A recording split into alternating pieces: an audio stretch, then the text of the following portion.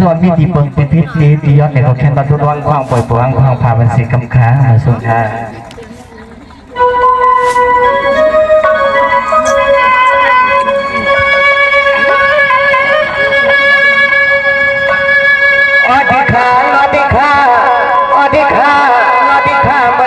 ข้าเจ้าตัวหลอมย้อนหัวไปความว่างบอกชั่วมวลสวงคำพระข้าเจ้าย้อนหัวไปไว้เจ็บคำตราหัวบาแทงสร้างข้าต่อข้าเจ้า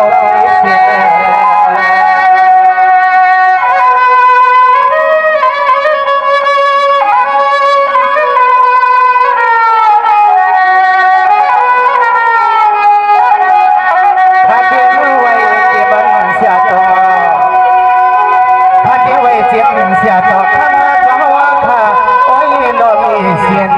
เพียงแก้วบางลงทันตนาพนาเจ้าเปลี่ยนเจ้าตั้งอับวางเบียดปันผู้ปากบ้า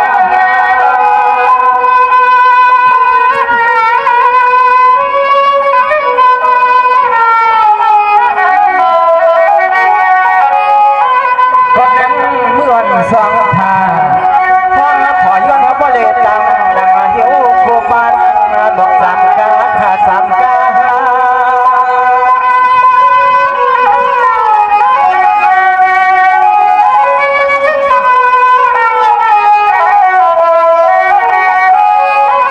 ใจขย้อนหาบ่ได้ความคุ้มความไว้ป้าแทงตั้งสักทีจังพายโยเจอเลยมองโลเก็บขอความแข็งย่ำเมื่อข่าวขาดคำนักเย็นคำนักเย็น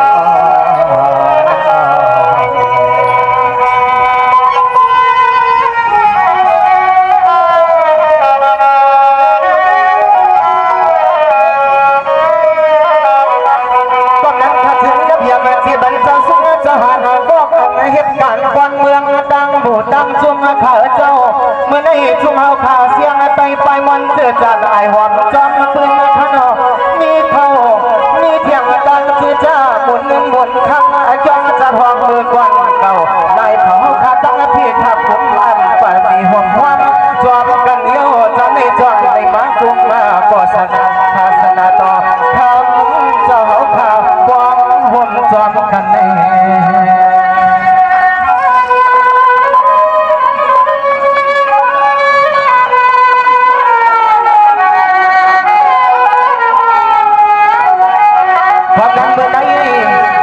เขาเป็นวันนี้กาดีพันอันนี้เขาทาส่องในมาหุ่นทวงกันเยอะจังเลยเอาเทียงตั้งผู้สวยโยมนตาหน้ามนศิลาอับวางที่แม่ปืนดินจังห้องลองเทียงจึงโหลดสันดำวังขนเจ้าคุณนี้บ้างลองกระตางเสียนจงโหลดให้สังฟังพอ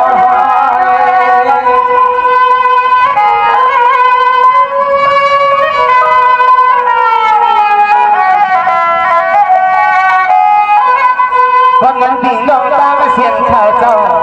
ความนั้นถึงน้องตาเสียงข้าเจ้าพิจารณาเสมอข้าเจ้าผู้ทุ่งผู้เตือนผู้เน่จังไรจังเด็ดดองป้องแขนป้องมือสุดจะหาว่าข้ามาติดตาม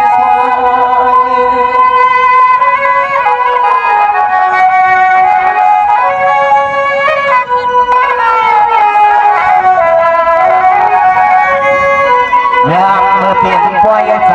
ข้าพ่อเลยเอาแทงตั้งขอความรักขันคอยข้าพ่อเลยเปลี่ยนจ้อยมุมมองสุดทองห่วงฟังยามเมื่อคุ้มมองศาสนาขอมุนยันพระเขาเปลี่ยนเจ้าจำเย็นนอนเนี่ยสุดเจ้าขาดดังสุดเจ้าขาดดังไง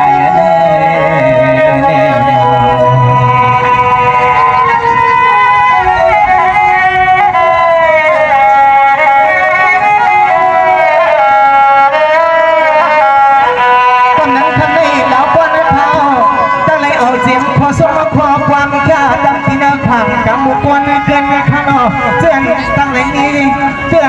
มีเขามีเงินกำลังกลางเพื่อนนอกเขาบริย้อนสุดต้องเหมือนดังถึงเจอที่แม่จอถ้าบ่สุดจะห่อขาดเสือไปตั้งปุ่นมุ่นหลอดกระวดยอดสังสาเมื่อเขาถึงที่เมื่อมาพ่อคงจอมเมื่อเขาถึงที่เมืองสตางค์หอม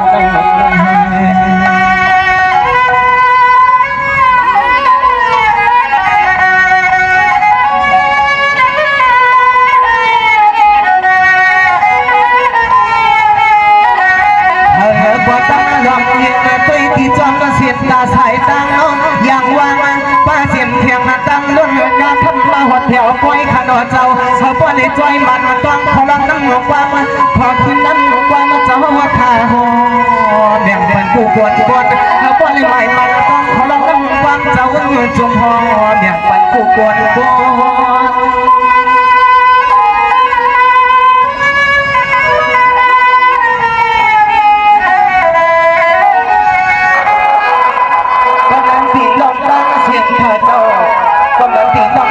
เสียงข้าเจ้า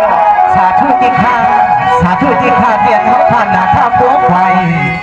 สุเจ้าเจ้าข้าตั้งเลยเวียนไหวกวักกวงกำมาเจ้าข้านอเจียมเจ้าเจียมข้ามยามหมู่ลูนำขึ้นนอ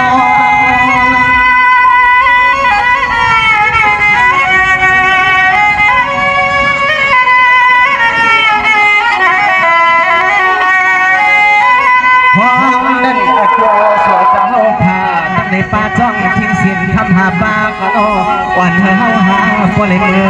ควันเมื่อจวงเมื่อผลสตางหอมห้อยขนอขี่ตัวกว่าชาถูกกวนตัวกว่าแค่ทางสามถูกเมื่อนำบอกผมส่วนคนเมื่อที่ย่อย่อ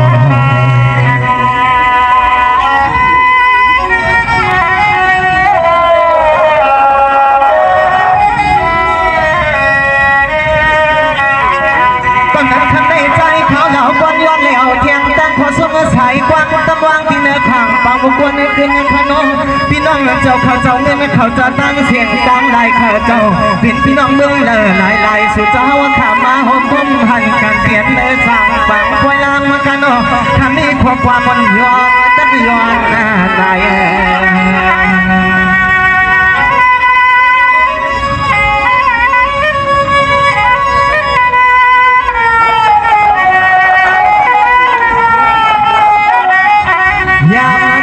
สุเจ้าทำมาหวังคงยงคอยมือเตียนเฮาขาฟังสั่งปังกินฟังลูก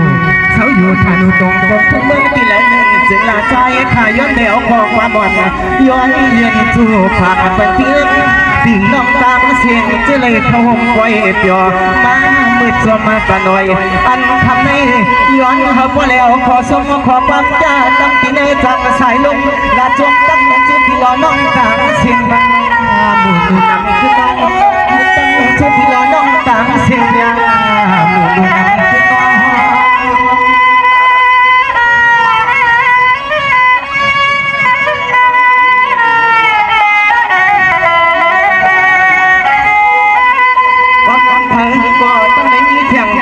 สัวกับนำยังเด่นดา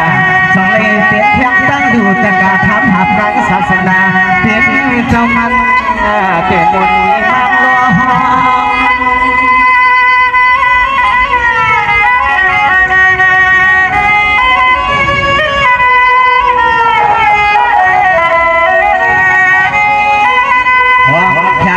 ตัวเร็วใน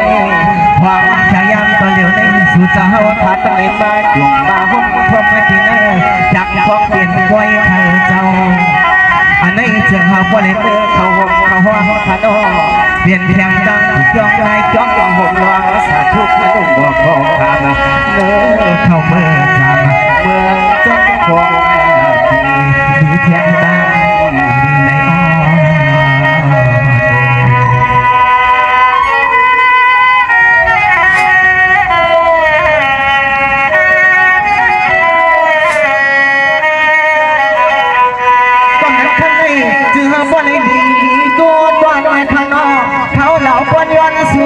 ถึงที่น้องตามเสียงต่างใดเจียนที่เย็นเสียงใสไปของน้องเนื้อปล่อยข้าเจ้าย้อนเลี้ยวขอความรักสวยทางส่งถึงย้อนสู่ตาเมียงเสียงยาก็ตาที่น้องตามเสียงที่เขาปล่อยเปี่ยวเขาคำเย็นยา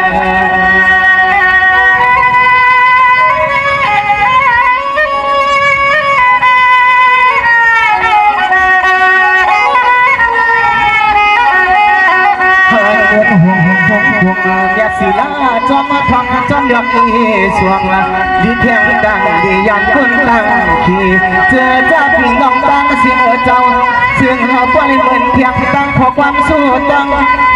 ฟังเมื่อเฮาขามาห้องทบตีเนื้อขังบางปล่อยขาปากปอย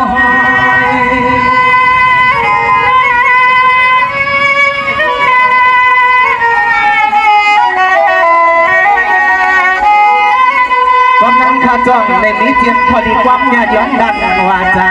เมตตาพาไปเย็นทิ้งตีน้องตั้งเสียงย้อนบอกสิเลยย้อนพอย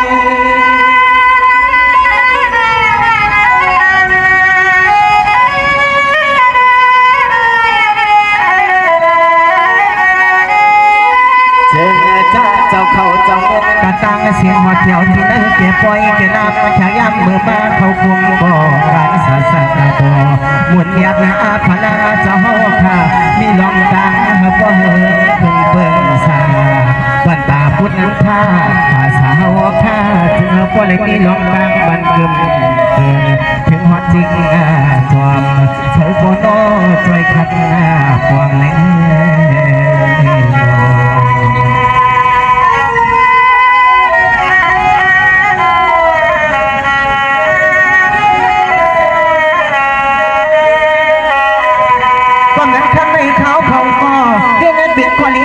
ย้อนลัดถอยโซ่ข้างนอกตัวกลมกว้างมาถึงไอ้ทั่วบ่ได้เปลี่ยนที่เบิ้ลที่คือย้อนลับย้อนยันเทียมจำล้อไก่ไปทองนั่งปล่อยขาเจ้า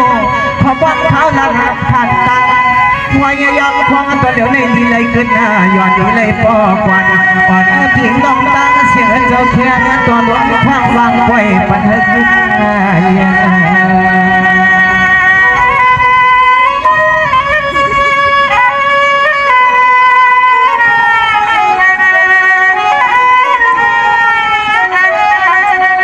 ความบอกพกออกว่าจะพักกว่าเธอที่น้องตั้งเสียงจึงเอาปนยินสักหิวเจอคาตาอย่าเห่อทนเทียนอันขอความนั้นใจเขาหลังขาดควายจะยังก็เหลียวในจึงเอาปนมีเตียนที่กำเหมือนปืนตั้งสั่งยึดสั่งต้องกระเสยเติมมองลองยองสู้ตัวจึงเทียนหมดเสียง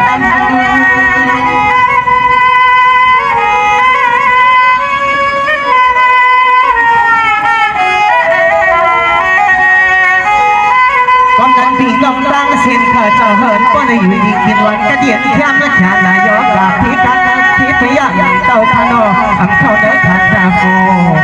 เจอผีลองตั้งเส้นสู่เต้าเข้าหัดไว้เปียวแห่งความมาใจข่าวยังเบื่อมาดันเพียวยังเขียนผู้สู่คนหัวจ้องกัดมาลื่นขนอเจ้าเขาบ่เลยกำเก็บแข็งขึ้นผีลองตั้งเส้นควงอยู่สะดุดลำ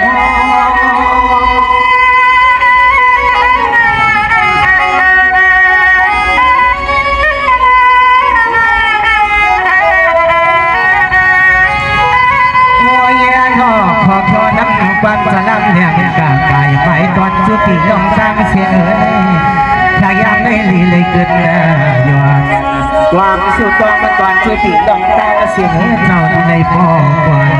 อ่อนเสียงรัวใจฮักสูงเราย้อนเขาก็เลยเกินกว่าเห็นหรือว่าโอ้นัก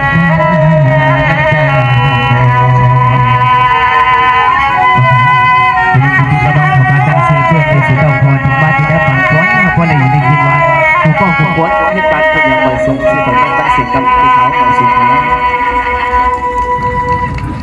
สวัสดีครับ